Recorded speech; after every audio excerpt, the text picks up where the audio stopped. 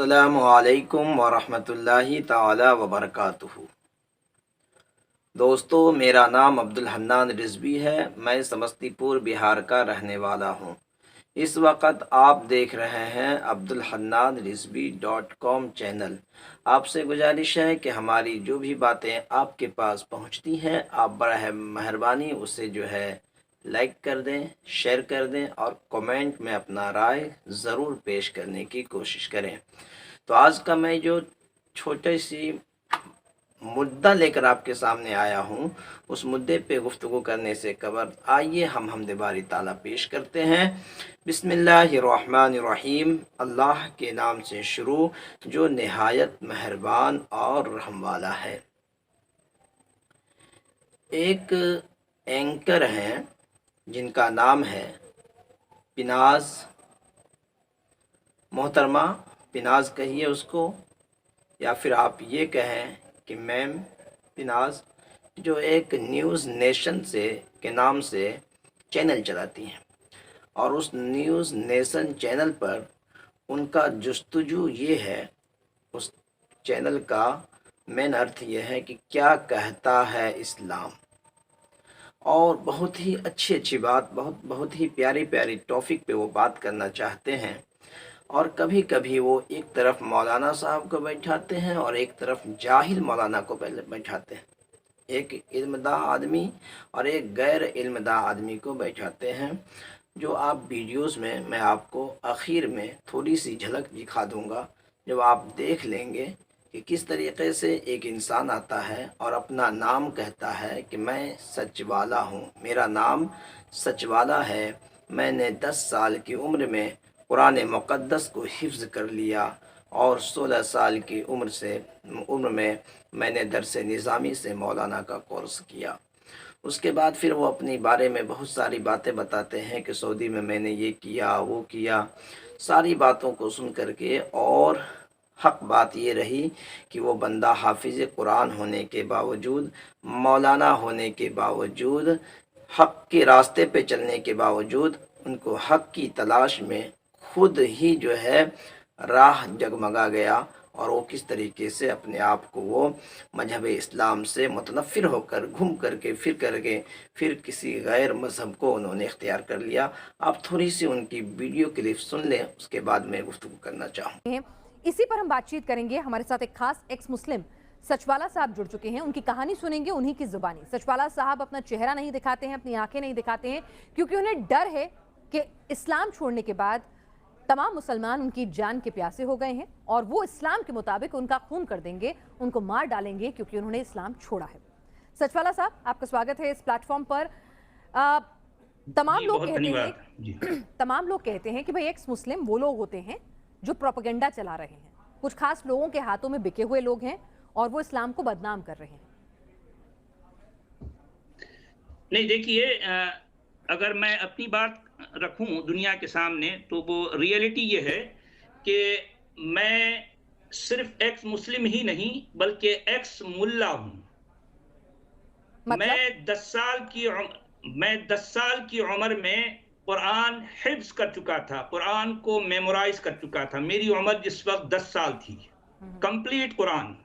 मैं बाकायदा तरावीह पढ़ाया करता था अपने मोहल्ले की जामे मस्जिद में, तरावीह की नमाज। उसके बाद मैंने दरस निज़ामी से आलिम कोर्स कंप्लीट किया, आलिम कोर्स दरस निज़ामी का। आलिम कोर्स उसके मतलब आप दूसरों को पढ़ा सकते हैं आलिम कोर्स करने के बाद? नहीं, आलिम कोर्स जो मदरसे की तालीम होती है, मैं बाकायदा मदरसे में पढ़ा हूँ। जी हाँ, मैं जो तालीम मदरसे में होती है मैंने वो कंप्लीट की है। और उसके बाद मेरी उम्र जिस वक्त 16 साल थी, मैं अपने शहर की नुमाइंदगी के लिए सऊदी अरब में एक वर्ल्ड क़िरात और हिफ्ज़ का कॉन्टेस्ट होता है, उसमें मेरा सिलेक्शन हो गया जी। जिस वक्त मेरी उम्र 16 साल थी। उस 16 साल की उम्र में मैं मक्का गया और वहाँ वर्ल्ड क़िरात और हिफ्ज़ की कॉन्टेस्ट में जो है मैं पार्टिसिपेट किया। मुझे बहुत सारे एनकरेजियस प्राइजेस मिले और उसमें एक ख़ास बात ये थी कि मुझे 1 मीटर गिलाफ़े काबा, जो है काबा के ऊपर, जो काबा आपके पीछे जो नज़र आ रहा है ना, वो जो काबा कहते हैं, मुसलमानों का मुक़द्दस तरीन जो है, मतलब उनकी श्राइन है। تو اس پر 1 سال پر جو ہے 1 سال تک رہنے والا وہ غلاف کعبہ مجھے ملا، اور جو ہے میں کعبہ کے اندر جانے کا مجھے موقع ملا، کعبہ کے اندر، مکہ کے اندر نہیں، کعبہ کے اندر، وہ جو چوکور ڈبہ جو بنا جی رہتا ہے اس کے اندر، اور اس کے اندر میں نے 6 رکعت نماز پڑھی۔ اور جو ہے اس کے بعد جب میں وہاں سے واپس آیا تو جو ہے میں 1983 میں سعودی عرب گیا اپنی جو ہے جاب کے لیے۔ میں کمرشل اور گرافک ڈیزائننگ کرتا رہا وہاں پر اچھا 30 سال تک۔ ہوں 30 سال کے دوران مجھے وہاں پر ایک جامع مسجد میں امامت اور خطابت کا بھی موقع ملا۔ میں عربی جو اسکالرز ہوتے ہیں ان کے ساتھ باقاعدہ میں اپنا وقت گزارتا، ان کے ساتھ بہت کچھ مجھے سیکھنے سمجھنے کا موقع ملا۔ یہ بات ایسی نہیں ہے کہ میں جو ہے اسلام کو اچانک چھوڑ بیٹھا، ایسی بات نہیں ہے۔ میں زندگی بھر ساتھیوں، تو آپ نے مولانا صاحب کی گفتگو سنا، ایکس مولانا کو۔ آپ یوں سمجھیے کہ ایکس مسلم اور ایکس مولانا دونوں اپنے آپ کو وہ ملا بھی کہتے ہیں۔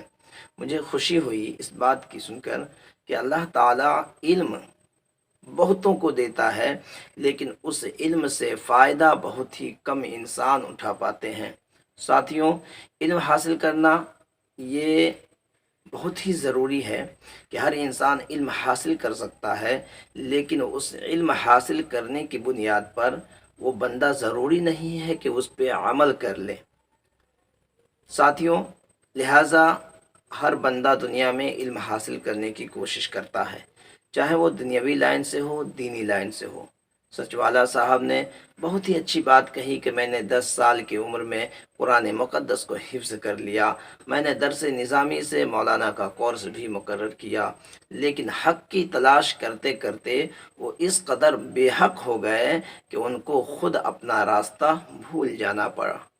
تو ساتھیوں، اتنا بھی زیادہ حق کی تلاش نہیں کرنا چاہیے، اتنا بھی زیادہ حق کی تلاش نہیں کرنا چاہیے کہ ایسا نہ ہو کہ حق تلاش کرتے کرتے ہم ایسی کوہکاف میں پہنچ جائے، ایسی وادی میں پہنچ جائے جہاں سے میرے لیے نکلنا بہت ہی دشوار ہو جاتی ہو۔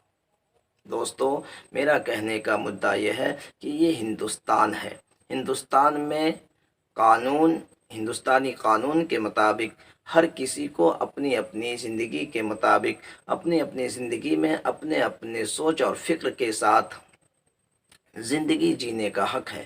جن کو جو چاہیے، جو مذہب، جو دھرم وہ اختیار کر سکتے ہیں، ان کو کوئی منع نہیں کر سکتا۔ مثال کے طور پر اگر کوئی